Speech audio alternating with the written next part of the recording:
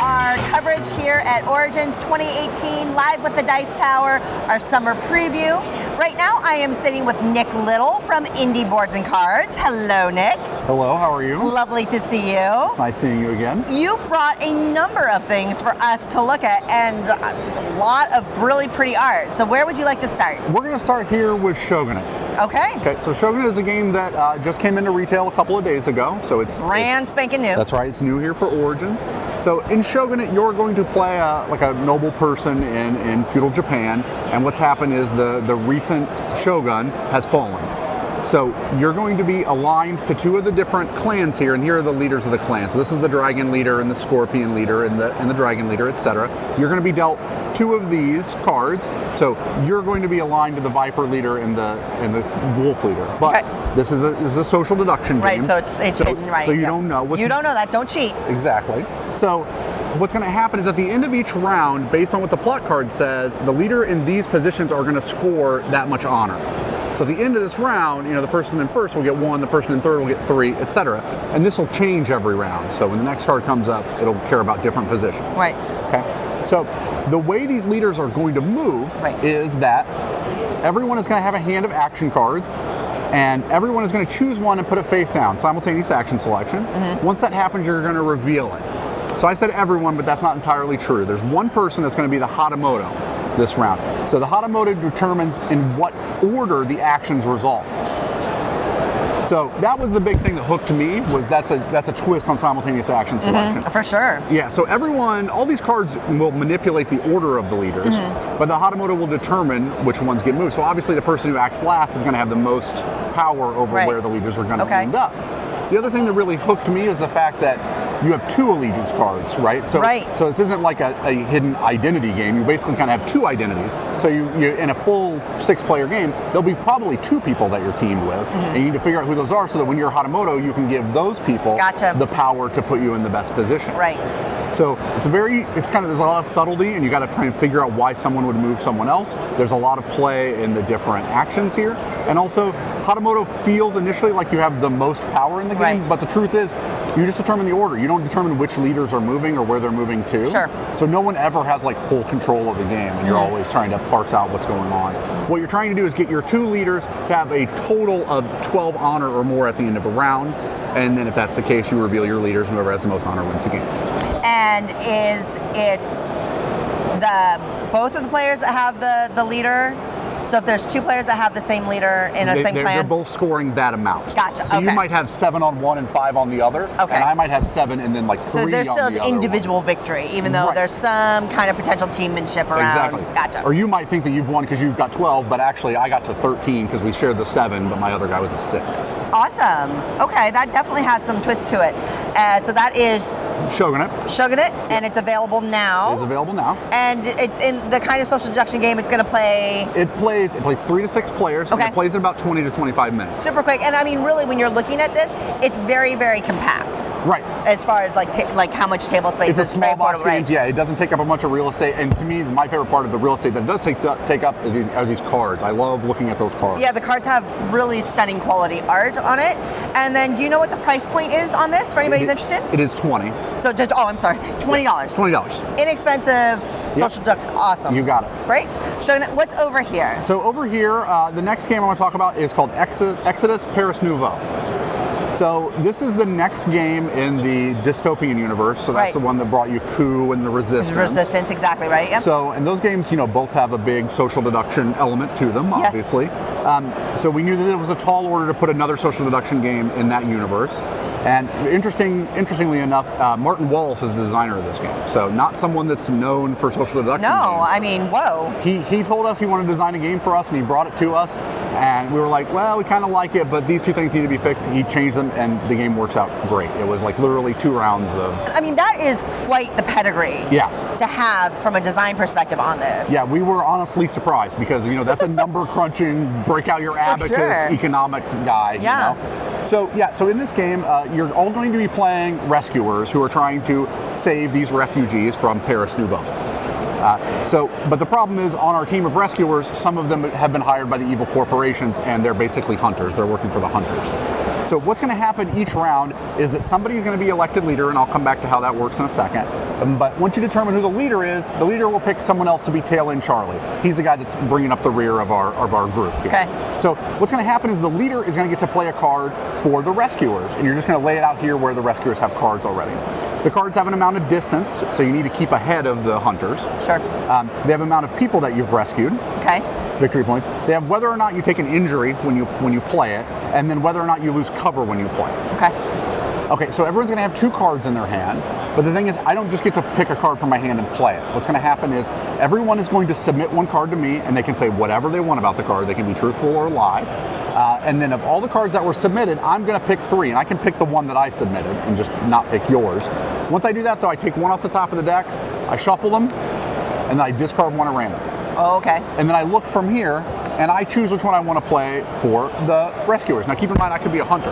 Yep. So I might go, guys, this was the best one I could come up with for us, you know? Oh, they're catching up, darn it. Yeah, and you're like, well, I put in a better one than that, and I go, well, one of them got discarded, so it must have been add that element of unknown. I didn't see the one that you told me. Right.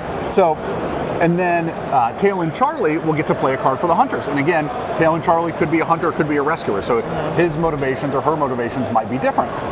Taylan Charlie just draws 2 cards off the top of the deck. So these are completely at random. Nobody has any clue what could be in there. Okay. Exactly. So you might play one and go, guys, really good. My favorite is to draw these 2 and go, like right off the bat, before you even really look at them, just automatically sell that they're both terrible and you have no idea, right? The other kind of twist on making the cards harder to play, so to give you more cover, is you only have 2 life at the beginning of the game, and it's very hard to get life back. And whenever you play a card that has an injury on it, you have to lose 1. And if you've lost both of them, your team loses the game. You're out. Your team loses the game. Okay. Yeah, so it ends abruptly. But that's only when you are if you're playing the card as your exactly. Yep. But half of the cards have an injury on them. Right. So you can easily go, well, I had to play this one because the other one had an injury and I would have lost.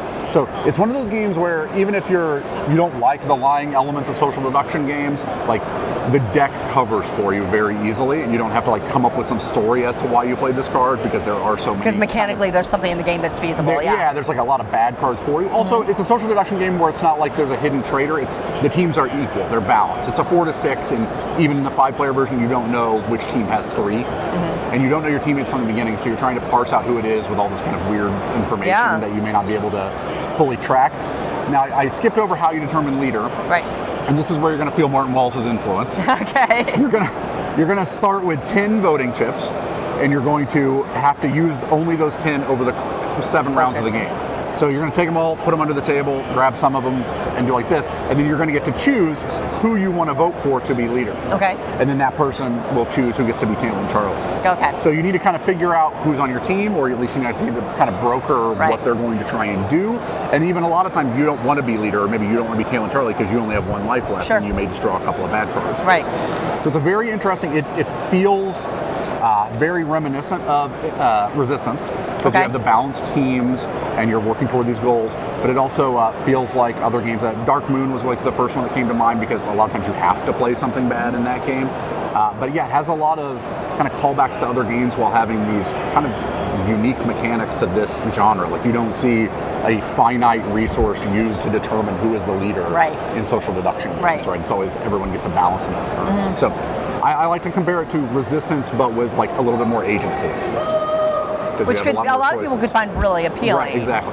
Cool. And I mean, I think that for people who even might normally eschew social deduction games, I think you put Martin Wallace on that, just understanding how that designer's brain works in this game design space, I think would just be interesting to experiment with and explore as a player. So that's really cool. For sure. And it's a fun, I mean, I've always really enjoyed this universe in general, the game universe. Yeah, it's good. It has a good following, and it was good that we found something that really fit into that. Yeah. That's cool. So that's Exodus Paris Nouveau. That'll be out at Gen Con. Okay, your Gen Con release. Yeah, it's a Gen Con release. It'll be in retail about into August, beginning of September.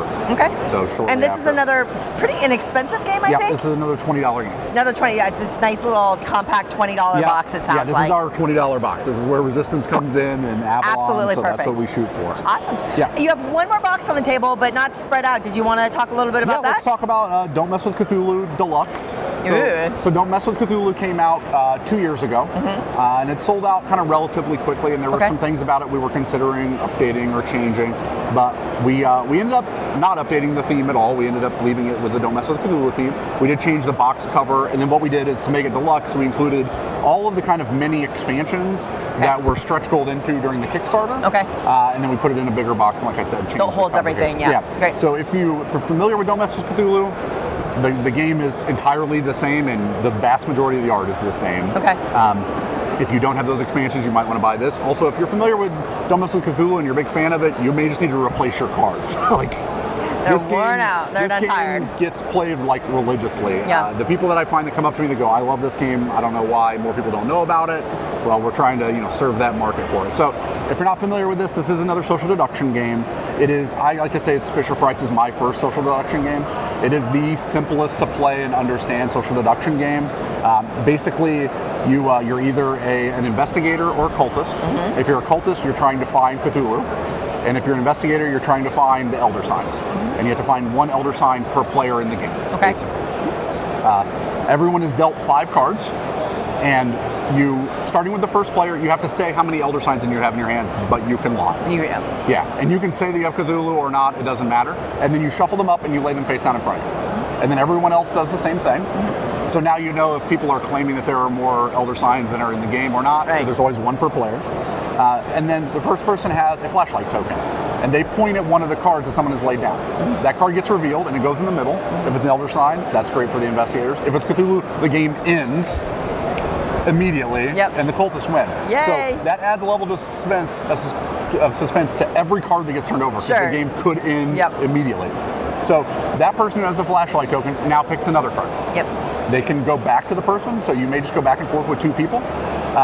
Basically, you're going to reveal 1 card for every player in the game in that round. So if it's a 4-player game, 4 cards are going to be revealed. You'll take all the face-down cards, shuffle them up, and then deal the remaining cards out to everyone. So the first round you'll have 5 cards, second round you'll have 4 cards.